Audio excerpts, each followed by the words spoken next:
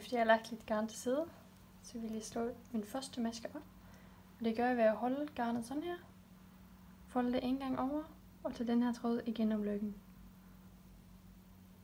Sådan her, og stramme til. Og så har jeg en maske, jeg kan sætte på pinden. For at slå de resterende masker op, så holder jeg de her garntråd i min hånd. Så bruger jeg min tommel og min pegefinger til at sprede dem på den her måde. Og tilter hånden. Så vil jeg bruge min højre strikpind til at tage den her tråd. Og hente den anden tråd. Og tage tråden igennem den her løkke.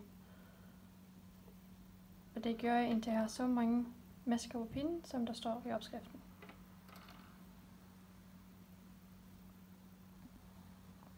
Den første maske skal strikkes ret. Og det gør jeg ved at tage min højre strikpind ind i masken fra den her side. Hente tråden og ud igen.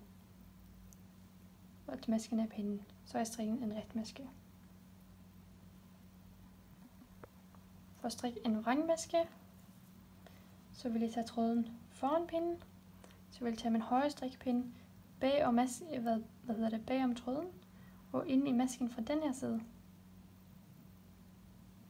Og derefter hente tråden og ud igen. Og på den måde har jeg strikket en vrangmaske.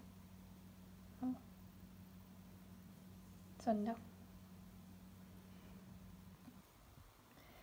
Når man strikker perlerib, så er det vigtigt, at man strikker ret over de her masker, som altid vil være ret, og vrang på de her masker, som anden hver omgang er vrang og ret. Det kan man jo se på maskerne her.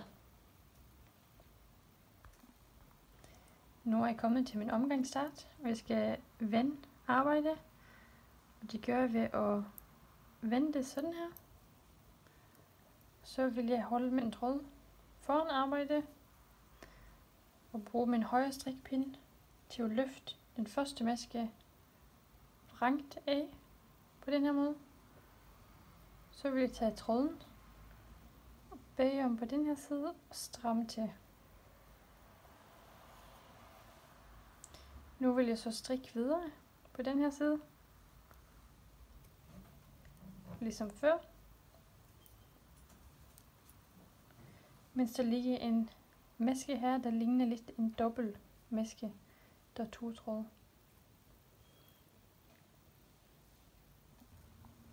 Nu har jeg strikket en omgang. Og jeg er kommet til omgangens begyndelse. Og jeg har min dobbelt maske her, som den første maske. Og den skal jeg strikke som en almindelig maske. Så jeg skal strikke begge de her 2 sammen som en maske.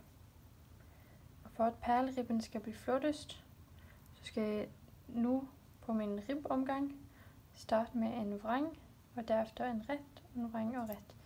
Så jeg vil strikke ret på de her masker, som tidligere var ret masker, og vrang på de her, der tidligere har været de her vrang eller perlerib maskerne. Så først vil jeg strikke den her dobbeltmaske vrang, og derefter ret. Og nu vil jeg bare fortsætte at strikke i perleribmønstret med hver anden omgang rib og hver anden omgang ret.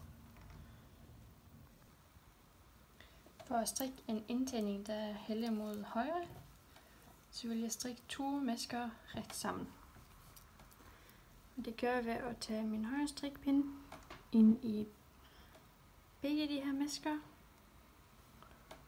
og hente tråden og ud igen. Og så har jeg lavet en indtænding. For at strikke en indtænding, der hælder mod venstre, så vil jeg tage min strikpind ind i de her 2 masker bagfra, altså i det bagerste maskeled, og strikke masken drejet ret.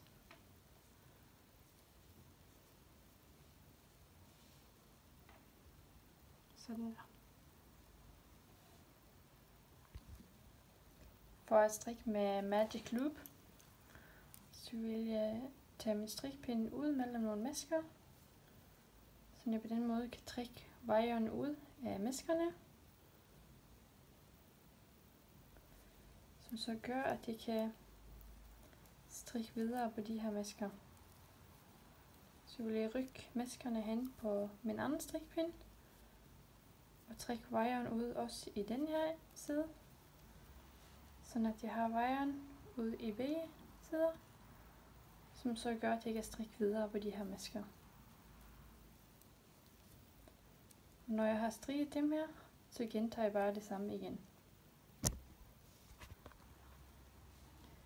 Jeg har placeret min tråd på en ølnål, og for at trække tråden igennem maskerne, så vil jeg overføre maskerne over på ølnålen på den her måde.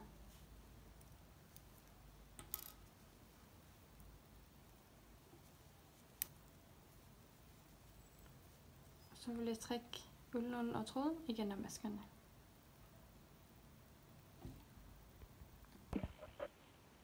For at hæfte enderne, så bruger jeg min ølnål igen. Jeg vil hæfte enderne på indersiden af hugen. Det gør jeg ved at sy tråden i nogle masker.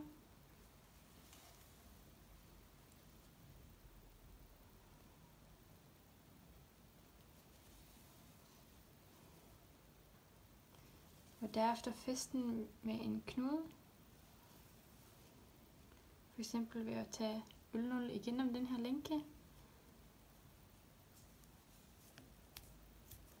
Og stramme godt til.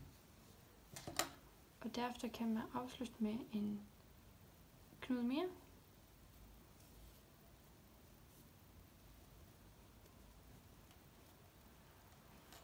Så plejer jeg at klippe tråden.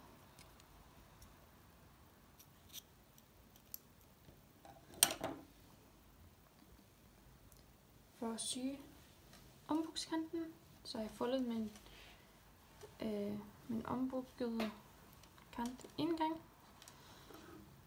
Og jeg har min tråd på min ølnål.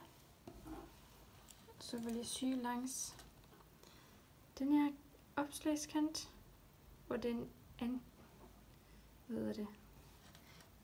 langs det her stykke hele vejen rundt. Det er meget vigtigt, at man syr så løst som overhovedet muligt. Fordi ellers kan man få problemer med at få huen på bagefter.